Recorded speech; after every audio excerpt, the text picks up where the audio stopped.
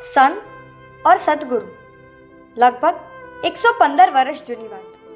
પૂજ્ય નિમિષસુરી મહારાજા વર્તેજમાં બીમાર પડ્યા હતા ને તે જ સમયે માખુભાઈ શેઠ બાળપણમાં અમદાવાદમાં બીમાર પડ્યા હતા.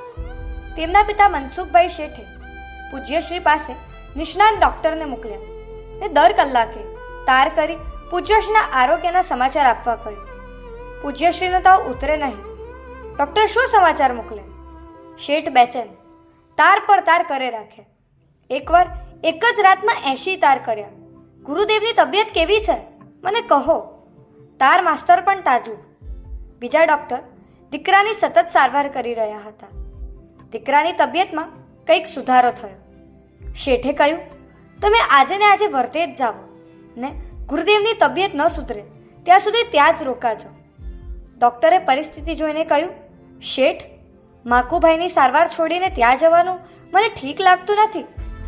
શેઠે લાગણી ભીના શબ્દોમાં કહ્યું, ડૉક્ટર, ધર્મના પ્રભાવથી મારો માકુ સાજું થઈ જશે, છતાં એની સાથે મારી લેણાદેણી ઓછી નીકળે અને એના શરીરને કાંઈ થાય તો ફક્ત મને અને મારા કુટુંબને દુઃખ થશે.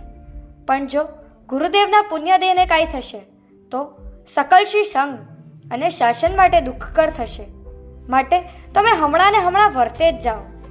યાદ આવે ધર્માચાર્ય બહુમાન કુલક જસ્સ ગૃમ્મીણ ભક્તિ ણિવસૈ યયમ્મી વરજ્ય વ કિમ તસ્સ જીવ્યેણ વિડમ્મણા મિત્તરોવેણ.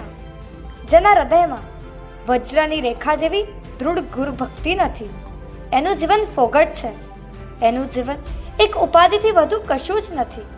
મને કહેવા દો કે જીવનની સફળતા 150 કરોડના આસામી થઈ જવામાં નથી. જીવનની સફળતા લાડી ગાડી વાડીમાં નથી ને જીવનની સફળતા એશ આરામને જલસામાંય નથી. જીવનની સફળતા છે દ્રઢ અને નિર્મળ ગુરુ ભક્તિમાં.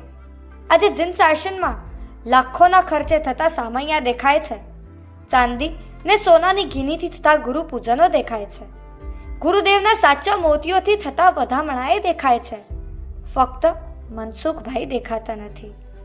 દીકરા ખાતર સંપત્તિને સ્વમાન શુદ્ધા ન્યોછાવર કરી શકનારા આપણે ગુરુતત્વ ખાતર થોડું જતું કરી શકતા ન હોઈએ તો વ્યવહાર દ્રષ્ટિએ ભલે ગુરુના સામૈયા ચાલતા હોય, નિશ્ચય દ્રષ્ટિએ તો ગુરુની હાકલ પટ્ટી જ ચાલી રહી છે એવું ન કહેવાય? શું લાગે છે તમને?